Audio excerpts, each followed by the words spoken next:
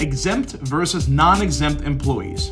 Do you know the difference? Hi, my name is Ricky Baez. I own a boutique HR consultancy firm and I'm host of the H in HR podcast. In general, organizations have two kinds of employees, exempt and non-exempt. And if a business miscategorizes one employee for the other, that could land the organization in a lot of legal trouble. Like anything else in employment and labor law, ignorance to the law does not excuse you from any kind of consequences for violating that law. So it's a really good idea that you know how to tell the difference between exempt and non-exempt employees. Let's start with the easy one first.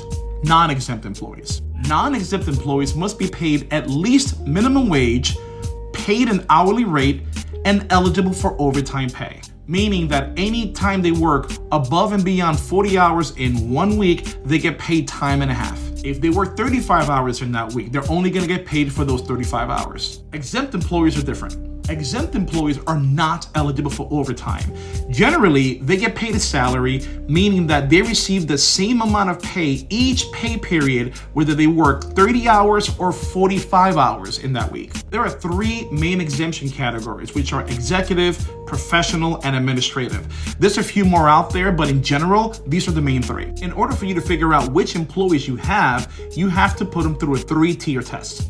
The first test is how much an employee is paid. Employees who are paid $455 a week or less are considered non-exempt.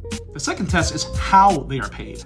If an employee has a minimum amount that they can earn, then they are considered an exempt employee. And the third test is the kind of work that they do. If their job duties include any kind of independent judgment, making decisions for the organization, just being in charge of making decisions for the business at a higher level, generally that will pass the test for this employee to be considered as an exempt employee. Of course, I'm generalizing because every position is different, but if at the end of the day, you're able to make a determination that this position is at a higher level when they have independent judgment and they can make decisions for the organization, then they are going to be exempt. But don't take my word for it. You got to put them to the test and you got to find yourself either an HR consultant or an attorney to make sure you're doing this right. And folks, let me tell you, you want to get this right. A lot of organizations get in trouble because they miscategorize non-exempt employees for exempt.